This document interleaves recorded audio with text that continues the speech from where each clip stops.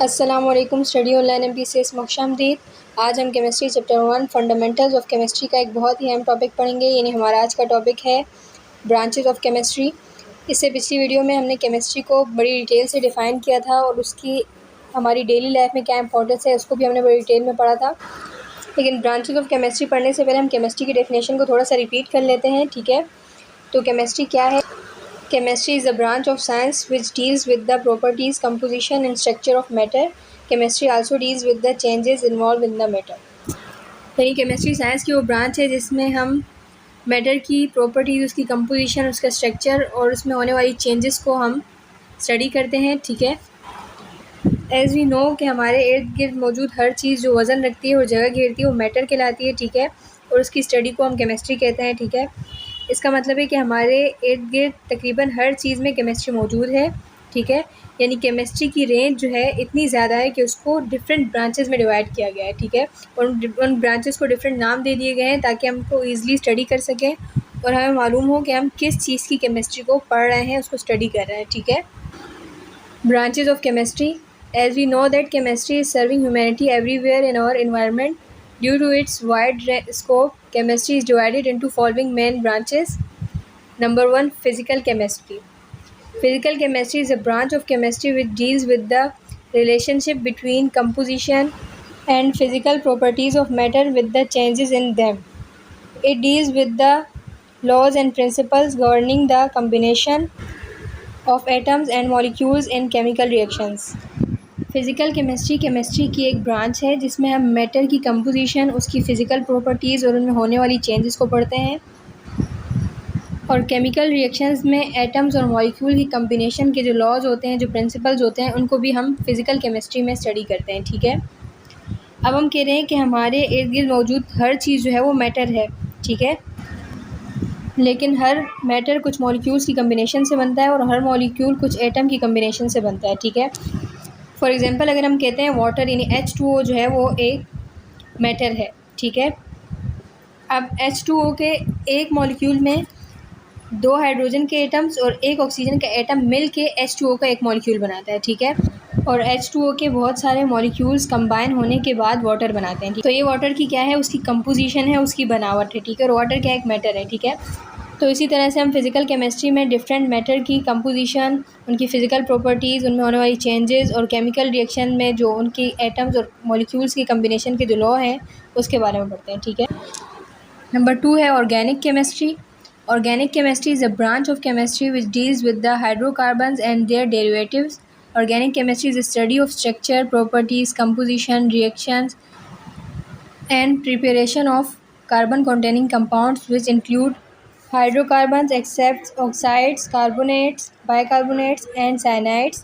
The gasoline, plastics, detergents, dyes, food additives, natural gas, and medicines are studied in the organic chemistry. Organic chemistry भी chemistry की एक branch है, ठीक है, जिसमें हम हाइड्रोकार्बन्स और उनके डेरिवेटिव्स के बारे में पढ़ते हैं। हाइड्रोकार्बन्स क्या होते हैं? वो कंपाउंड जो हाइड्रोजन और कार्बन से मिलकर बने वो हाइड्रोकार्बन्स होते हैं, ठीक। और हाइड्रोकार्बन से हासिल होने वाले कंपाउंड उनके डेरिवेटिव्स होते हैं, ठीक है।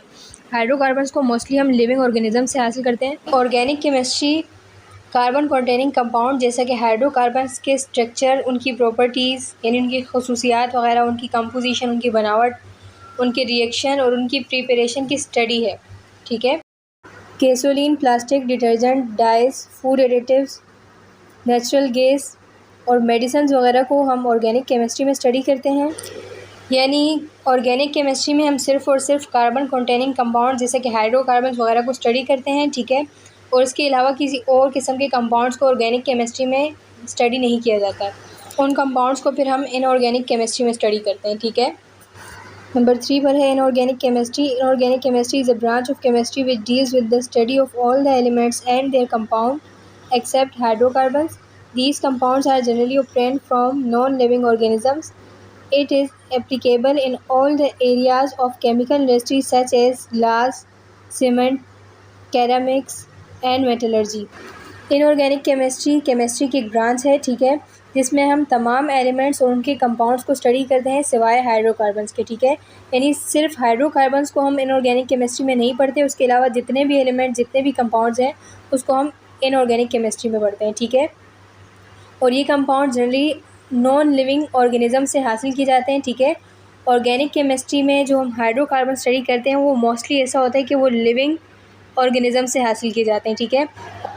और इनऑर्गेनिक केमिस्ट्री में हम जितने भी एलिमेंट्स और उनके कंपाउंड्स को स्टडी करते हैं वो मोस्टली नॉन लिविंग ऑर्गेनिज्म से हासिल किए जाते हैं, ठीक है।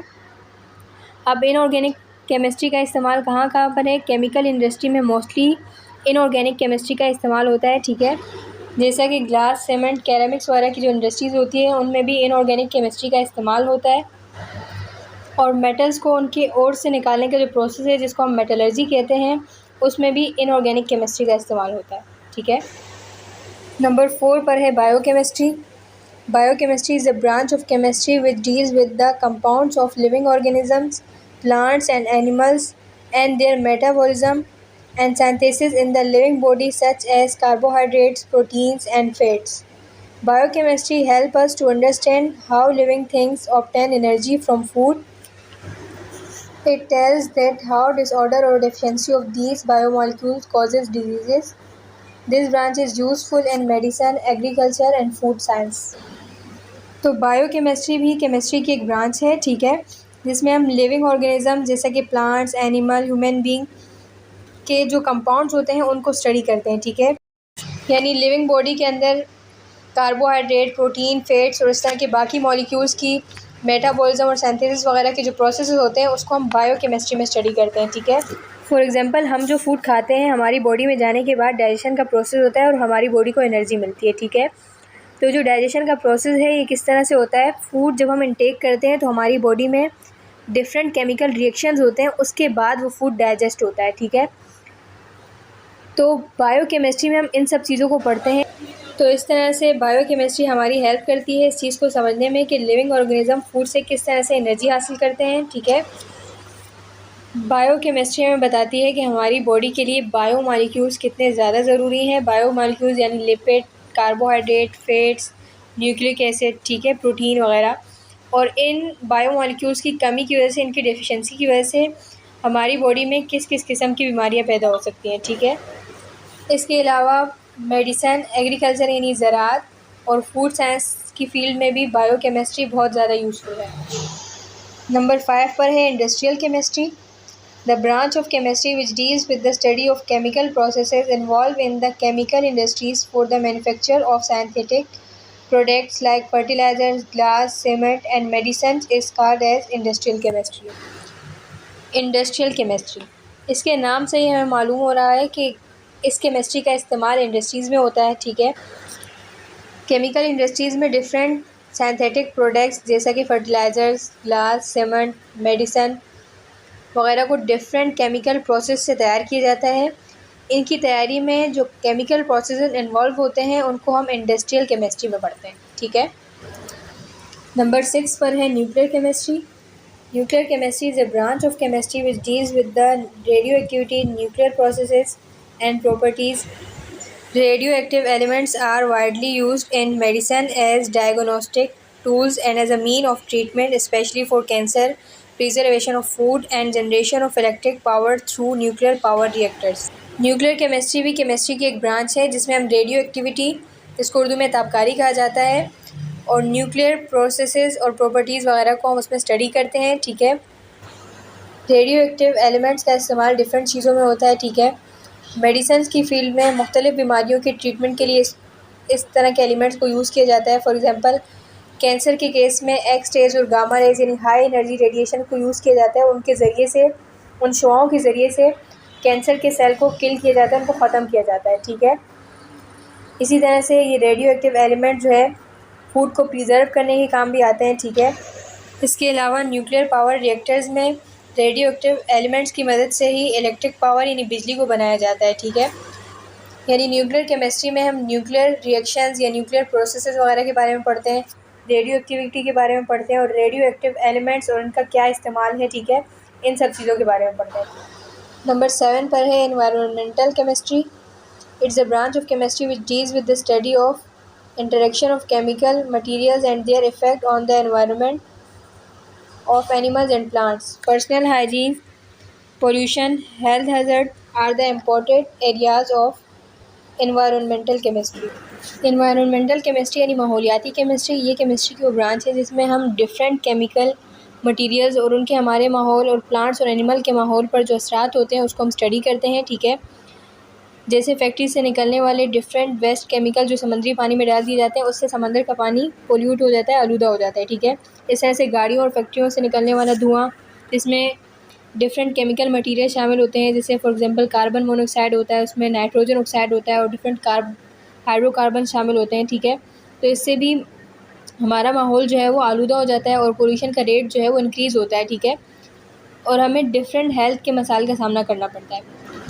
तो इन सब चीज़ों को, यानी इस तरह के जो केमिकल मटेरियल्स हैं उनके हमारे माहौल पर क्या असरात हैं और उनके बुरे असरात से अपने माहौल को किस तरह से बचा सकते हैं। ठीक है, इन सब चीज़ों को हम एनवायरनमेंटल केमिस्ट्री में यानी माहौलियाती केमिस्ट्री में स्टडी करते हैं। ठीक है, अब नंबर 8 पर है analytical chemistry.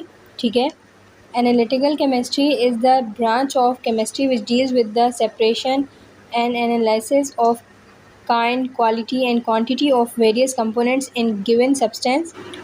It is used in chromatography, electrophoresis and spectroscopy. Analytic chemistry chemistry की वो ब्रांच है जिसमें हम किसी भी गिवन सब्सटेंस की एनालिसिस करते हैं। ठीक है, और ये एनालिसिस दो तरह की होती है, एक क्वालिटेटिव एनालिसिस और दूसरा क्वांटिटेटिव एनालिसिस। ठीक है, क्वालिटेटिव एनालिसिस के नाम से ही आपको मालूम हो रहा है कि इसके ज़रिए हम किसी भी सब्सटेंस में मौजूद कंपोनेंट की क्वालिटी को फाइंड करते हैं। ठीक है, और क्वांटिटेटिव एनालिसिस में हम किसी भी सब्सटेंस में मौजूद कंपोनेंट की क्वांटिटी को फाइंड करते हैं कि वो कितनी मिकदार में मौजूद है। ठीक है, फॉर एग्जांपल अगर आपको सॉल्ट यानी NaCl दे दिया जाए और आपसे कहा जाए कि इसमें मालूम करें कि कौन कौन से कंपोनेंट हैं और कितनी मिकदार में मौजूद है। ठीक है, तो आप सबसे पहले क्वालिटेटिव एनालिसिस करेंगे और उसके ज़रिए से आपको मालूम होगा कि इसमें सोडियम और क्लोराइड प्रेजेंट है। ठीक है, जब आपको मालूम हो जाए कि इसमें ये प्रेजेंट है तो फिर उसके बाद आप इसकी क्वांटिटेटिव एनालिसिस करेंगे और उससे आपको मालूम होगा कि इस सॉल्ट में सोडियम और क्लोराइड कितनी क्वांटिटी में मौजूद है, यानी इस सॉल्ट में सोडियम और क्लोराइड की मिकदार कितनी है। ठीक है,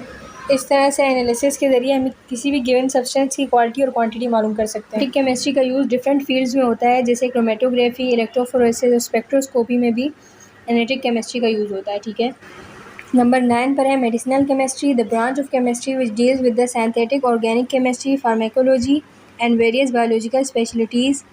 the medical chemistry is used in synthesis of chemical bioactive molecules like drugs and pharmaceutical agents. Medicinal chemistry यानी हम कह सकते हैं कि दवाओं की केमिस्ट्री. ठीक है, तो इसके नाम से ही आपको मालूम हो रहा है कि इस केमिस्ट्री का ताल्लुक मेडिसिन की फील्ड से है. ठीक है, यानी केमिस्ट्री की वो ब्रांच जिसमें हम डिफरेंट फार्मास्यूटिकल ड्रग्स, उनकी सिंथेसिस यानी उनकी तैयारी और उनकी प्रॉपर्टीज़ वगैरह के बारे में स्टडी करते हैं, मेडिसिनल केमिस्ट्री कहलाती है.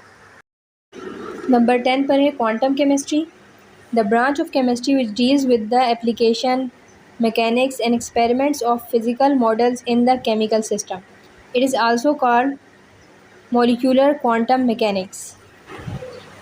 यानी क्वांटम केमिस्ट्री केमिस्ट्री की वो ब्रांच है जिसमें हम केमिकल सिस्टम में फ़िज़िकल मॉडल्स की एप्लीकेशन, उनकी मैकेनिक्स और उनके एक्सपेरिमेंट्स वगैरह के बारे में स्टडी करते हैं. और क्वांटम केमिस्ट्री को मोलिकुलर क्वांटम मैकेनिक्स भी कहा जाता है.